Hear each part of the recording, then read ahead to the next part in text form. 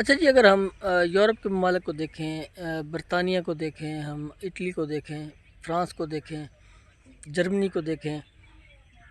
امریکہ کو اگر دیکھیں، اگر چائنا کو دیکھیں، یا ہم جاپان کو دیکھیں، یا ہم کوریا کو دیکھیں، یا آسٹریلیا کو دیکھیں، نیوزی لینڈ کو دیکھیں،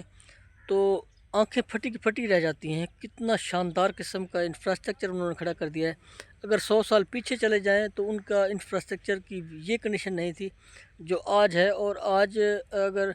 وہ اتنا ایک آگے آئے ہیں، اپنے آپ کو اتنا ایک ڈیولپ کر گئے ہیں، اپنی عوام کو بہت ہی بہتر کر گئے ہیں۔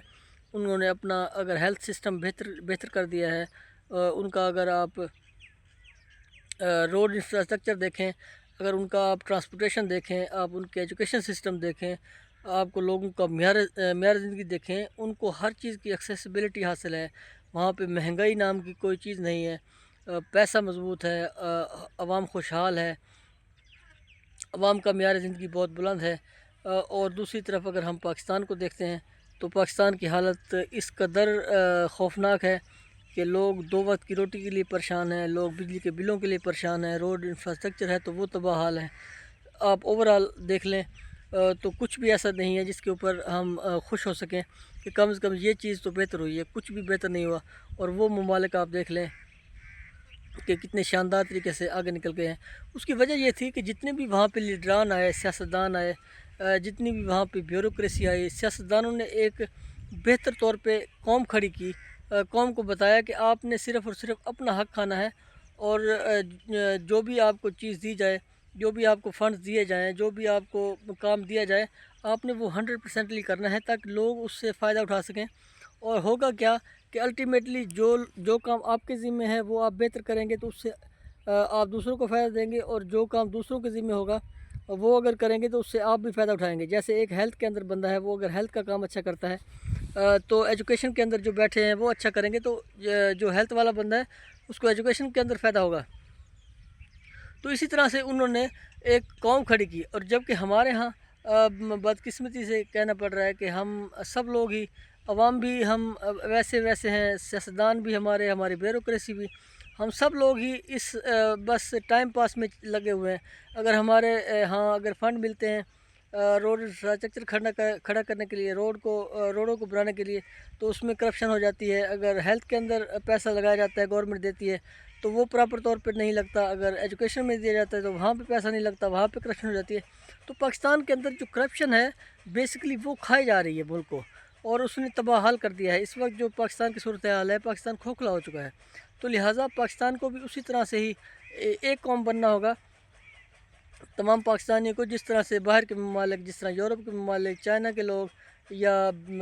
آسٹریلیا کے لوگ، نیوزی لینڈ کے لوگ بنے ہیں، کہ آپ لوگوں کی ذات سے دوسروں کو فائدہ ہو۔ جو بھی آپ کے کام ذمہ لگے، آپ اگر سرکاری ملازم ہیں تو آپ اس کا 100% دیں۔ لیکن ہمارے ہاں کیا ہوتا ہے کہ ہم اگر سرکاری ملازمت کرتے ہیں تو ہماری کوشش یہ ہوتی ہے کہ یہ تو ہماری پرماننٹ جاب ہے، اس کے بعد ہم کوشش کرتے ہیں، بزنس کرنے کی کوشش کرتے ہیں، یا ہم کوئی نہ کوئی اور کام کرنے کی کوشش کرتے ہیں۔ ڈاکٹر ہیں تو وہ اپنی کلینک کھول لیتے ہیں، وہ اپنے ہاسپٹل بنا لیتے ہیں، وہ وہاں پہ توجہ نہیں کرتے۔ تو یہ جو چیزیں ہیں یہ ہمیں تباہ و برباد کر رہی ہیں۔ تو کوشش یہ کریں